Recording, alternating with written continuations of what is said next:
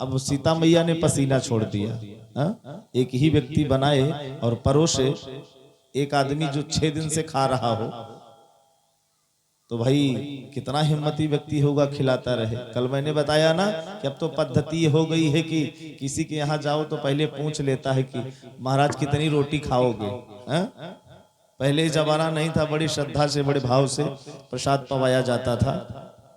तो प्यारे कहते हैं कि 2-4-6 दिन बीत गया तो सीता मैया के पसीना आ गया कि ब्राह्मण, ऐसा ब्राह्मण आया और मन ही मन कहने लगी कि वाह रे सरकार, अच्छी श्रद्धा की टांग तोड़ी आपने। किसी को भोजन के लिए बुलाओ और वो 4-6 दिन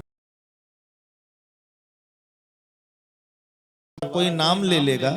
हाँ माताओं, अगर दोबारा कोई नाम ले लेगा कि फलाने पंडित जी को बुला लिया जाए, 2-4-6 दिन नहीं, जो 40 से 50 पूड़ी खाता हो, 2-4 लोगों का भोजन कर लेता हो, दोबारा कहा जाए आपसे कि उन पंडित जी को बुला लिया जाए तो सीधा हाथ जोड़ोगी, उनका ना बुलाया और चाहे जेका बुला लिया। 5 मन एक भोजन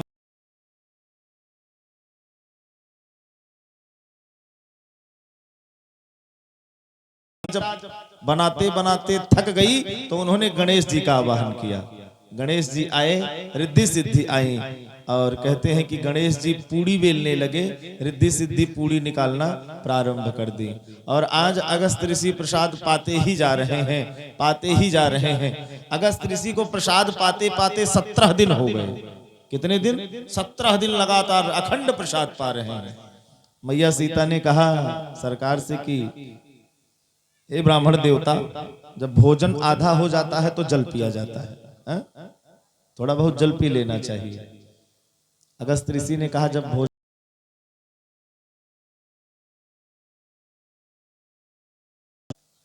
मैया सीता बड़ी उदास हुई, सरकार के पास गई।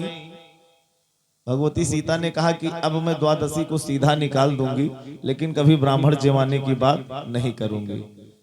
और जब उदास हुई सीता जी, कहीं ना कहीं अहंकार तो था ही। सरकार बड़े प्रेम से मुस्कुराए और भगवती सीता से बोले कि ठीक है, कोई बात नहीं, अब जब ब्राह्मण देवता का पेट नहीं भरा है, इस बार जब पूड़ी परसने जाना तो क्या करना, उस पूड़ी पर एक तुलसी का पत्र रख लेना। तुलसी का पत्र रख करके ले जा करके अगस्त ऋषि के सामने परोस देना। अब मैया ने ऐसा ही किया, तुलसी का पत्र रख करके जैसे ही अगस्त ऋषि के सामने पूड़ी रखी, कहते हैं कि वैसे ही अगस्त ऋषि को जोर की डकार आ गई। बोले कि अब मेरा भोजन हो गया है, अब लाइए हमें जल पिलाइए। बोलो भक्तवत्सल भगवान की जय। कहते हैं कि जब जल पिलाने की बात अगस्त ऋषि ने कही तो सीता मैया ने तो हाथ जोड़ लिया, क्योंकि पहले 5 हार्स पावर की मोटर नहीं थी कि पाइप लगा करके अगस्त ऋषि के मुंह में ठूंस दे तो पीते ही रहे।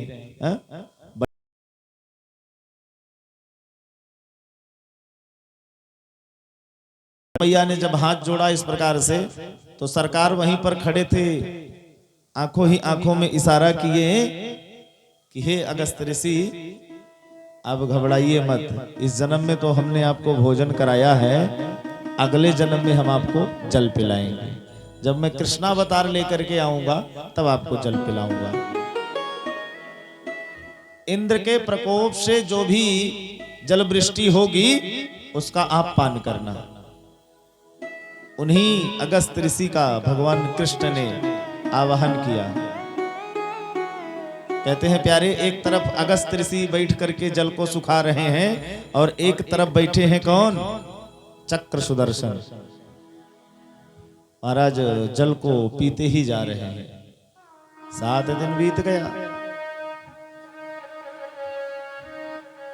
7 दिन के बाद इंद्र ने अपने गणों से कहा कि जा करके देखो कि ब्रज पूरा डूब गया कि नहीं।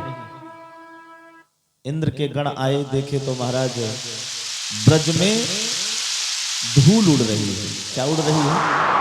धूल उड़ रही है। अब देख करके गए तो इंद्र से बताए कि प्रभु, इतना जो बारिश किए हम, पता नहीं कहां चला गया जल, ब्रज में तो धूल उड़ रही है।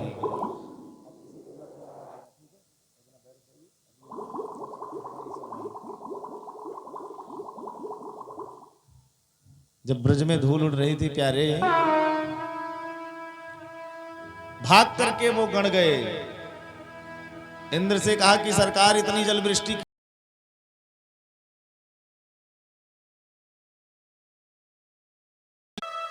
इंद्र स्वयं चल करके आया ब्रज में। पहले तो इंद्र बोला अपने गणों से कि जल वृष्टि करो, गणों ने कहा सरकार अब तो सारे टैंक खाली हो गए, कहां से जल लाऊं इतना, अब तो सब एकदम खत्म है। इंद्र चल करके आया ब्रज में, समझ गया ठाकुर जी की लीला है। इंद्र कहते हैं कि जैसे ही ब्रज में पहुंचा तो महाराज गोवर्धन की तलहटी में पहुंच करके लेट करके प्रणाम किया और ठाकुर जी से क्षमा याचना करने लगा। ठाकुर जी से क्या कहता है? विशुद्ध सत्वम तव धाम शांतम तपोमयम ध्वस्त रजस्तमस्कम मायामयोऽयं गुण संप्रबाहो न विद्यते ते ग्रहणानुबंध विशुद्ध सत्वं तव धाम शांतम।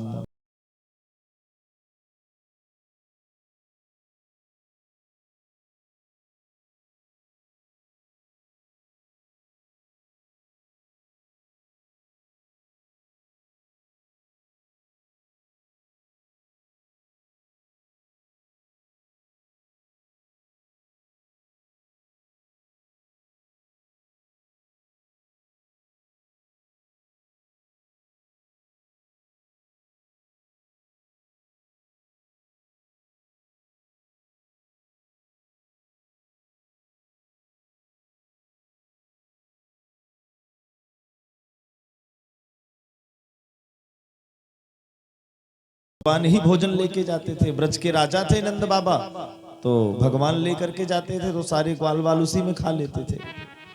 भगवान ने भेद को मिटाया और सबसे कहा कि अपने अपने घर से भोजन लेके आना, हम सब मिल करके भोजन करेंगे।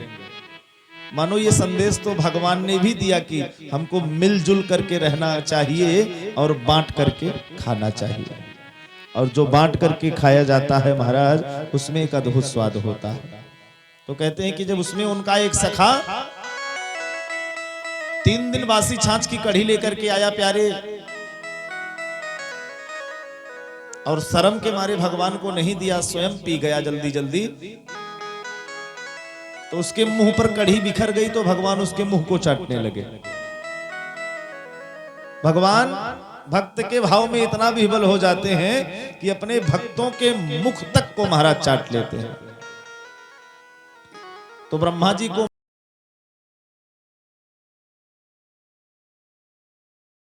अपराध किया, ग्वाल बाल बछड़ों को चुरा लिया कि भगवान नहीं है। जब बछड़ों को ग्वाल बाल को भगवान के चुरा लिया तो एक दिन ब्रह्मा जी भी चल करके देखने आए कि चले देखें, सबको तो हम चुरा लाए हैं, भगवान की क्या स्थिति है। आकर के ब्रज में देखा तो भगवान ने अपने ही स्वरूप से उतने ग्वाल बाल उतने बछड़ों को बना दिया था।